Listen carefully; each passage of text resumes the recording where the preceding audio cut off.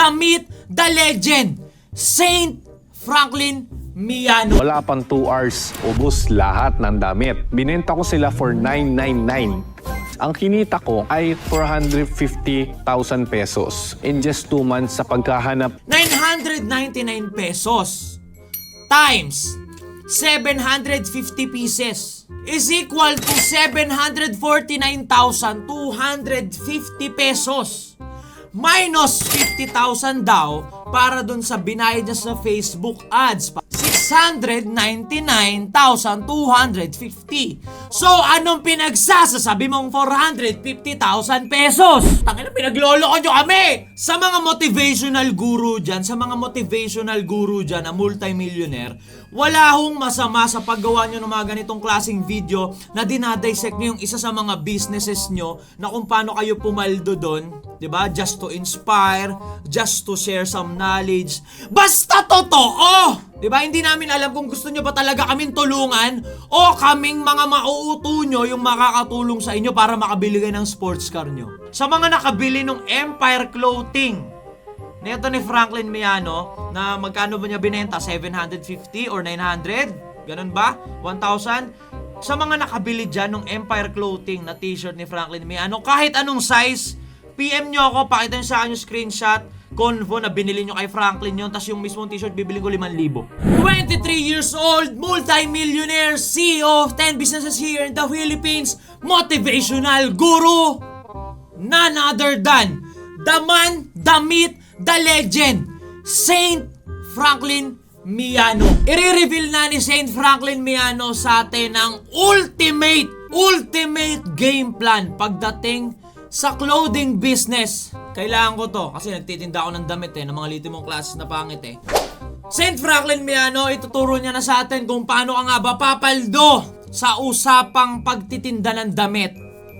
Part 1, ukay-ukay. Kumita ng kalahating milyon si Saint Franklin Miano di umano sa pagtitinda lang ng ukay-ukay. Panoorin natin. So sa video ngayon, ikikwento ko sa inyo kung paano ba ako kumita ng 500,000 pesos nung nasa college pa ako. One time, dumaan ako sa Taytay Rizal, sa may Tiangge. Habang dumadaan ako, syempre normal lang na may mga tianggian sa gilid. And then one time, meron nakita nagbabike. May dala siya mga damit sa bike. Mga ukay-ukay. Pero yung mga ukay-ukay is more on men. Like yung mga windbreakers, mga oversized na mga jacket. And yung binibenta niya is nasa 100 pesos. So ginawa ko, binili ko talaga. Binili ko yung isang buong bike niya. Umuwi ka agad daw sa bahay, nilabahan, pinansyahan at pinicturan. Ang ginawa ko, gumawa ako ng website at pinost ko siya sa website at sa Facebook. Nag-edit ako at nag-ads na ako sa social media. And then, nag-post ako, sabi ko, dropping this next week. Abangan, parang ganon. Nung dumating yung araw na yun, wala pang 2 hours. Ubos lahat ng damit. Binenta ko sila for 999. So, isipin nyo, binili ko yung damit for 80 pesos wholesale. Plus shipping fee, 90 pesos. So, 170 pesos yung total cost ko. Ang benta ko is 999 pesos. Ang kinita ko is 829. Naubos ka agad yung 100 pieces na nabili ko. Ang kinita ko is 82,000 sa isang bagsakan lang. Sa 89,000 na kinita ko. Ginawa ko sa 82,000 is pinambili ko kagad ng thrifted clothes sa Taytay Rizal ulit. Lahat ng 82,000 na yun, binili ko lahat, pinalaba ko lahat, pinatsahan ko lahat, pinicturean ko lahat at nabenta kaagad sila after 2 days ng pagkakapost. Ang total pieces na mga nabenta kong damit, nasa 750 pieces na mga thrifted. Naubos kaagad siya ng 2 days sa website ko. Kung ima-minus pa natin yung expenses na 50,000 sa Facebook ads, ang kinita ko ay 450,000 pesos. In just 2 months sa pagkahanap, sa paglalaba, sa pagpipicture, sa pag-a-ads. So in total of 4 months, simula nung na-create ko yung business na yon, doon ako nag-decide. Hindi ho ako matalinong nilalang, especially sa arithmetic, pero parang basic math lang nga yung kailangan mo para mapansin mong parang may mali. 82,000 daw yung kinita niya na niroll niya, na pinagulong niya Tapos ang benta niya per piraso 999 pesos. Sabi niya, naka 750 pieces daw siya in just 2 days. 750 pieces ang napaubos niya. So hindi na natin kailangan maghanap ng value ng X dito o ng kung anong Pythagorean theorem. Basic math lang yung kailangan natin dito, alright? 999 pesos times 750 pieces is equal to 749,250 pesos minus 50,000 daw para dun sa binayad niya sa Facebook ads para sa kanyang online marketing. Yung Facebook ads minus 50, 749,250 pesos minus 50,000 is equal to 699,250.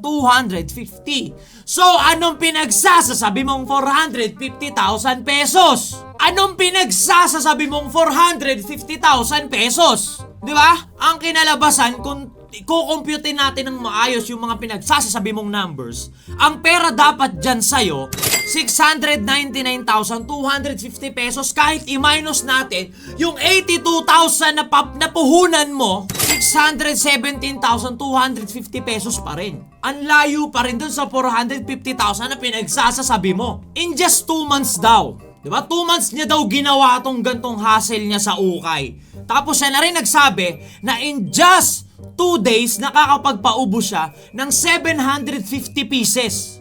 Sa madaling sabi, in every 2 days, meron siyang 617,250 pesos. 2 months niya daw ginawa. Safe to say na isang buwan, 30 days in 1 month. 30 divided by 2, kasi every 2 days niya nagagawa, is equal to 15. 15 times 617,250 pesos is equal to 9,258,750 pesos per month yun, Gar. 2 buwan niya raw ginawa. Di 9,258,750 pesos times 2 sa 2 buwan niya daw na ginawa. Ang pera niya dapat 18,517,500 pesos. Anong pinagsasabi mong 450k? Nak ng puta naman, oh. Naniniwala na kami! Sa mga panatiko ho, neto ni Franklin Miano, pwede nyo ho akong i-correct kasi total bobo ko sa math. Pwede nyo i-correct yung basic math computation ko. Gawa nang wala naman akong ginamit na komplikadong formula dito.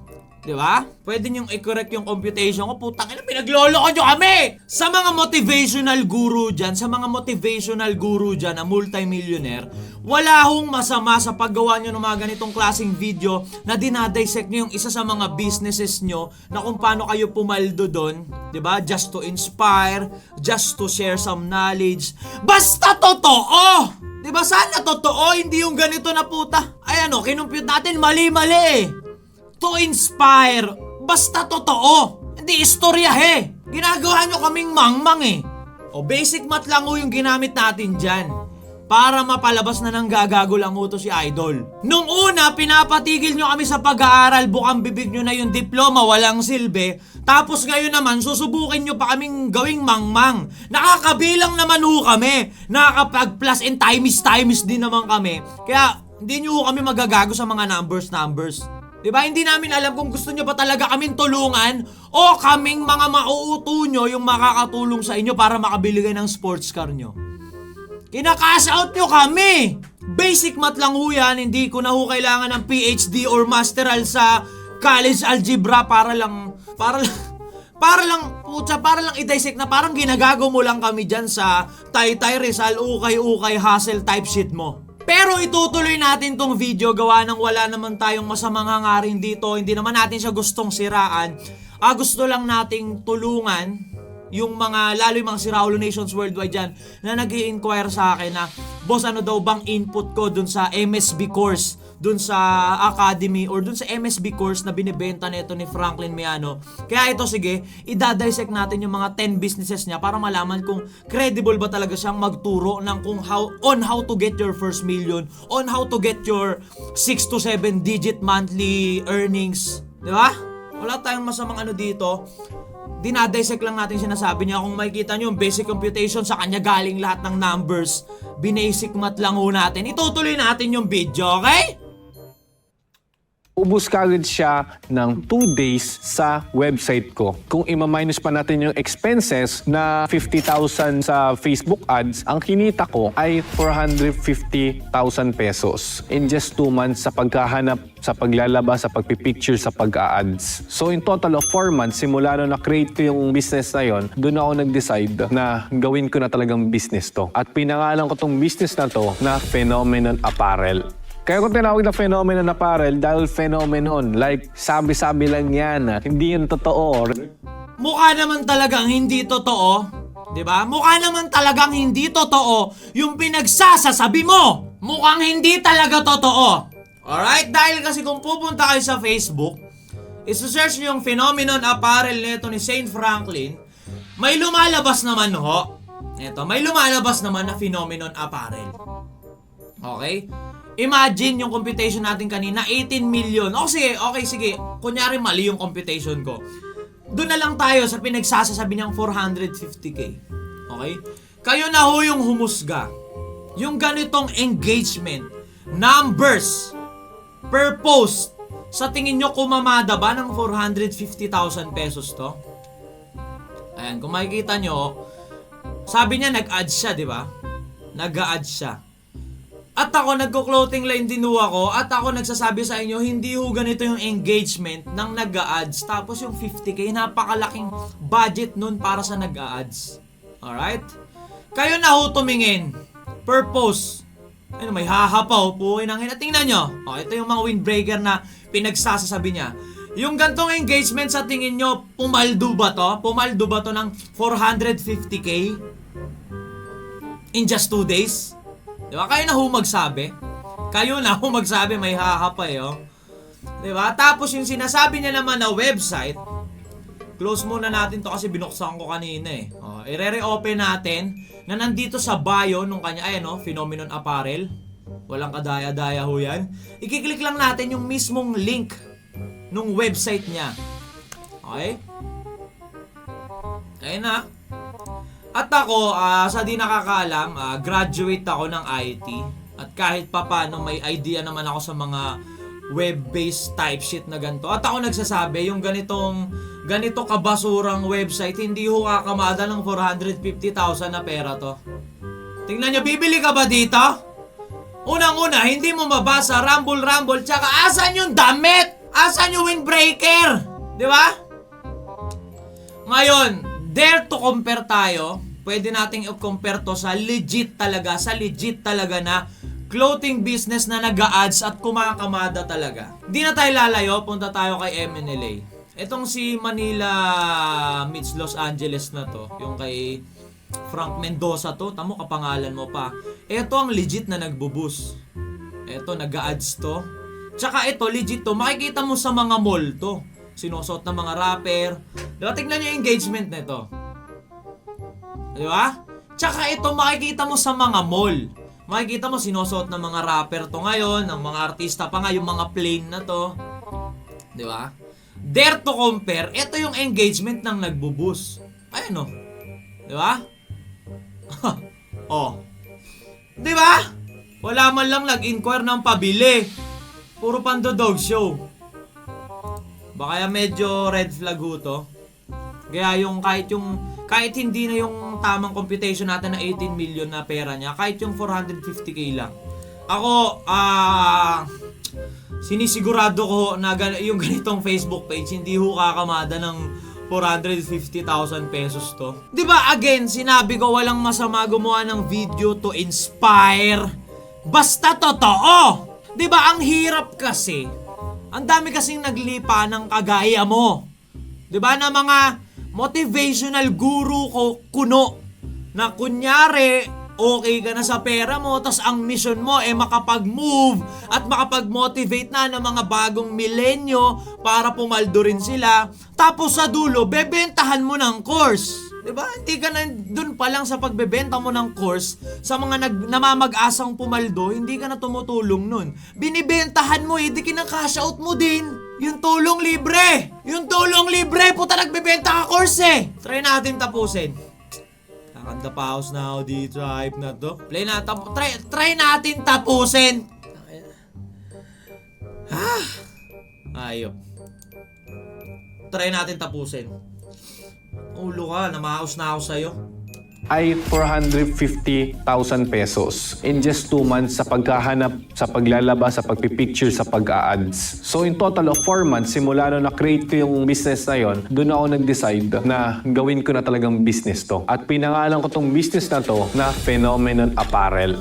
Kaya ko tinawag na Phenomenon Apparel dahil phenomenon. Like, sabi-sabi lang yan. Hindi yun totoo. Rare lang yan. Phenomenon lang yan. Kaya tinawag ko Phenomenon Apparel. And then, up to date, meron akong 5 empleyado lang doon sa brand na yon. Meron akong taga-pack, taga-ship, customer service. Meron akong website. At still running siya until ngayon. So, ano ba ang pros and cons itong business na ini-start ko? Itong thrift shop na ini-start ko, ang pros nito is malapit lang yung supplier, mabilis ang bentahan, unlimited ang mga items at hindi ka mauubusan ng inventory. Ang cons nito is hindi mo masasabi kung lahat ba mabebenta mo. Hindi mo masasabi ang isang bill is matitino. Hindi mo masasabi kung lahat ba ay walang sira. Hindi mo rin masasabi kapag nalabahan mo may mawawala bang mga zipper dyan dahil gano'n yung nangyari sa akin. Hindi naman lahat ay ipapadala mo madi-delivered. Yung iba doon magiging RTS pa. So maraming pros at marami ring cons pero depende yan sa risk mo. Pero kung gusto mo magsimula ng negosyo at college student ka at wala kang experience, skills, or pera, ito na yung marirecommend kong business para sa'yo. Outsourcing business. Click here for the full tutorial. Ayun na yun! Pero ganap na ganap siya no? Pero ayan na yun na pag sa YouTube nyo pinanood tong video na to, yung tinuturo niya na yan, link yan patungkol sa another tutorial pa ulit ng video niya na hihimukin ka na pumasok sa outsourcing business. Na para makapasok ka sa outsourcing business, kailangan mong mag-enroll dun sa academy niya na nagkakahalaga ata ng 6,000 or 7,000 kung di ako nagkakamali sa pagkakalam ko. Di ba? Bibigyan mo siya ng 6,000 or 7,000 pesos para maturuan ka niya sa outsourcing business. Hindi ka tumutulong, may bayad Diba? Nagbebenta ka ng course. Nagbebenta ka ng course. Hindi ka tumutulong, nagbebenta ka. Kina-cash out mo kami. Diba? Magkaiba yung gusto mong makapag-motivate or makapag-move ng mindset ng mga kabataan na para pumaldo sila, na matulungan silang pumaldo. Magkaiba yung gusto mong tumulong sa gusto mong magbenta ng course. Pagbebenta, pagtulong, sobrang magkaiba yun. Puta, di nga konektado yun Kahit nga spelling, magkaiba Pagtulong, pagbebenta. Pagtulong, nagbibigay ka ng gift. Libre, unconditional. Pagbebenta, puta, kinakash out mo kami. Diba? O ikaw sumagot. Ngayon, ikaw sumagot. Tumutulong ka ba o nagbebenta? Nagbebenta ka! Putang ina. Tulong, bukang bibig. Pagtulong, tas may bayad. Yung sagip ka pamilya ba pag may bagyo, bago ba abutan ng ayuda, yung inabutan ba ng ayuda nag-aabot ng 6,000? Hindi. Kasi nga tulong yon. Diba? Ngayon, kung sinasabi mong tumutulong ka, tas naniningil ka ng 7,000, hindi tulong yan at walang masama dyan sa ginagawa mo. Networker ka na nagbebenta ng course. Nagbebenta ka ng course. Hindi ka tumutulong. Huwag mo pa ulit-ulit na sinasabing gusto mo makatulong. Kasi nagbebenta ka. May bayad Diba? Bukang bibig mo na mayaman ka na, 23 years old, CEO of 10 businesses here in the Philippines, okay ka na sa pera mo, okay ka na, gusto mo nang i-share yung skills at knowledge kung paano daw pepera, mag-share ka na lang. Walang bayad, wag kang maningil. May bayad naniningil ka 6K, 7K Hindi ka tumutulong, nagbebenta ka. Di ba ang kinababadrip lang namin? Ba't mo kami ginagago? Ginagago mo kami. Bukang bibig mo pagtulong. Bukang bibig mo okay ka na sa kayamanan mo. Gusto mo nang i-share yung skill set at knowledge. Tapos may bayad. Mali yung ganun kasi nanggagago ka. Walang masama sa nagbebenta ka ng course. Walang masama doon, nagbebenta ka. Halos lahat yung mundo nagfa-function yung mundo, majority sa pagbebenta ng kung ano-ano. Ngayon, ikaw nagbebenta ka ng course. Walang masama dun. Tindero ka ng course. Di ba? Hindi ka tumutulong. Di ba? Kasi yung pagtulong, iba yun. Ibang level na ng pagiging tao yun dito sa mundo, yung pagtulong. May kilala ako legit na multimillionaire na tumutulong talaga. May kilala ako na legit na yumaman sa pagiging negosyante. At legit na ngayon nasa phase na siya ng buhay niya ng pag-share ng knowledge. At nasa phase na siya ng buhay niya ng pagtulong. Walang iba, si RDR. Raymond De Los Reyes, kung napapanood nyo, pwede nyong i-search. Majority ng content niya patungkol sa mga negosyante. Si RDR or si Raymond De Los Reyes, malupit yun. Multimillionaire siya legit. Tapos nasa phase na siya ng pagtulong ngayon. Nasaksihan ko mismo ng dalawang mata ko. Meron si RDR na building. Meron siyang building. Alright? Tapos, yung building na yon may floor doon na designated lang para sa mga video editor. Napakaraming computer doon. Tapos, andun lahat ng mga malulupit na editor tsaka ng mga aspiring or gustong matuto ng video editing. Tapos, hindi lahat ng editor doon skilled na editor talaga. May mga editor doon na putya, kinuha niya, dito ka titira, dito ka kakain, mag-aaral ka ng video editing. Magkano yung bayad? Wala! Di ba? Meron doon mga car wash boy, meron doon mga tambay lang talaga na wala talaga. Total zero knowledge pagdating sa video editing, pero kinuha ni RDR, tinulungan, binago yung buhay. Bukod sa skill set pagdating sa video editing, nahasa rin yung utak. Magkano binayad ka, RDR? Libre. Diba? Walang bayad. Binago niya yung buhay nun nang walang bayad. Ayun ang pagtulong. Diba? Ayun yung pagtulong. Ako si RDR, may nakita akong kabataan. Gusto mong mabago buhay mo? Okay, may papagawa ako sa'yo. Dito ka titira sa akin. May papagawa ako sa'yo, may ituturo ako sa'yo. Aaralin mo to ng 3 months. Gagawin kitang isang malupet na professional na video editor. Ngayon, pag natuto na yung editor, pwede siyang umalis anytime. Pwede siyang maghanap ng kliyente niya. Magkano cut ni RDR? Wala! Na ultimo sa aming mga kagaya niyang taong internet, nag-o-offer siya na sa amin ha. Kasi nung nakita niyang naghanap ako ng editor, nag-offer siya na, gusto mo to, edit ko video mo. Kasi putang dami niyang editor, 50 mahigit. Diba kasi nga yung mga trainee niya, may mga trainee din siya. To, edit ko video mo, gusto mo? Sabi ko, magkano boss? Libre. Yun yung tumutulong, walang bayad. Diba? Ayun yung pagtulong. Hindi yung magpapa-interview, sasabihin na 23 years old, CEO of 10 businesses here, na putangin na yung isa, hindi nga nag-e-exist, so kakasearch lang natin. Na 23 years old, okay na siya sa kayamanan niya, na pwede na siyang tumenga daw, ng kahit 40 years old na siya, di niya na kailangan magtrabaho kasi sobrang dami niya ng pera, na nasa phase na siya ng buhay niya, na gusto niya nang makatulong sa mga Gen Z. Pero may bayad! Again, walang masama sa pagiging negosyante. Walang masama sa pagbebenta ng kung ano-ano. Walang masama sa pagbebenta ng course. Diba? Pero wag mo na kaming gaguhin. Magpakatotoo ka na lang. Networker ka na nagbebenta ng course. Hindi ka tumutulong. Kasi kung tumutulong ka nga, putang ina, walang bayad. Walang bayad. Pero all kidding aside, medyo pang matalino, pang wider spectrum kasi yung pinaggagawa nito ni Gago. Na kung titignan mo sa positibong pagtingin yung ginagawa nito ni Frank, sabihin natin na hindi totoo, na nag-ukay-ukay hustle siya. Pero he's giving you an idea na pwede mong i-execute na sobrang doable. Kasi legit talaga. 'Di ba? Na may mga hunters sa mga ukay-ukay dito around Metro Manila na naghahanap ng mga hidden gem na mabibili nila ng 150, minsan vintage pala, mabebenta ng 1,000 pataas. Legit na may ganon na pwede kang tumingin sa ukay, 'di ba? Sabihin na natin na nang bobo ka lang si Franklin, pero yung idea ng ukay-ukay hustle, puta pwede. Pwede talaga na mamamakyaw ka sa ukay-ukay na lang dun 50, 60, lalaban mo, i-steam mo, mas ibibenta mo ng mas 300, 400, tubo ka na. Di ba? Na kung titignan mo in positive way, Franklin Miano is giving you an idea. Idea na doable. Idea na pwede mong i-execute kung meron kang sapat na bayag. 'Di ba?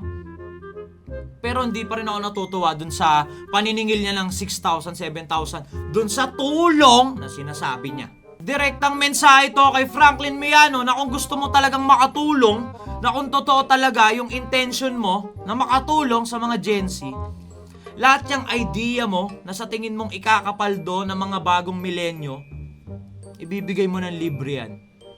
Ibibigay mo ng libre yan. Putang ina, ang solid nun! Napaka-solid nun bilang nakakaangat na tao, especially sa usapang pera.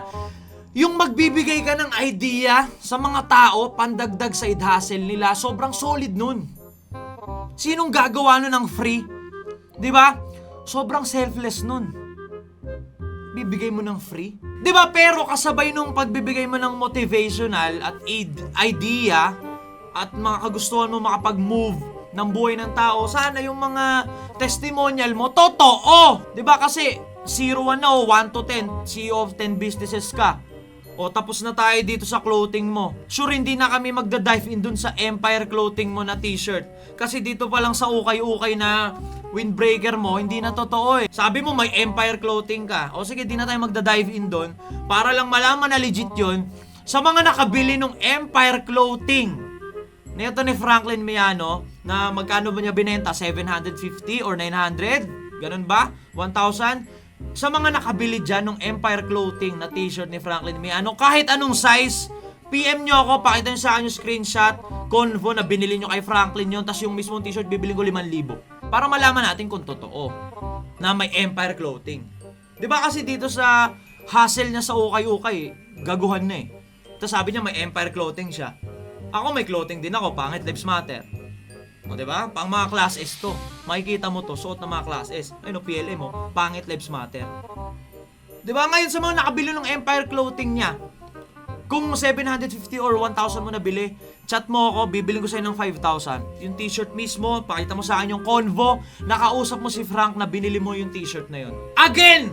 Sa mga motivational guru dyan, buha ka ng ina nyo. Diba? Buha ka ng ina nyo. Huwag kayong magtago sa salitang tulong kung sa dulo, bebentahan nyo kami ng course. Ano idadahilan mo? Binibigyan kasi ng importansya pag may bayad. Ganon? Tayo na mo, bigyan mo ako libreng palabok, uubusin ko eh. Diba? Logic. Wala.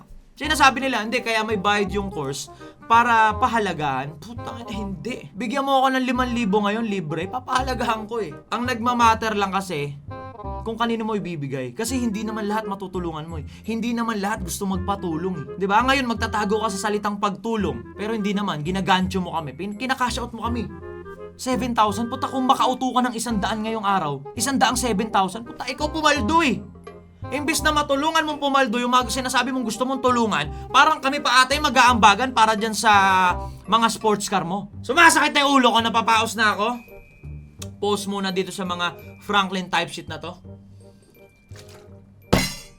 Inang-inang yan. Eh!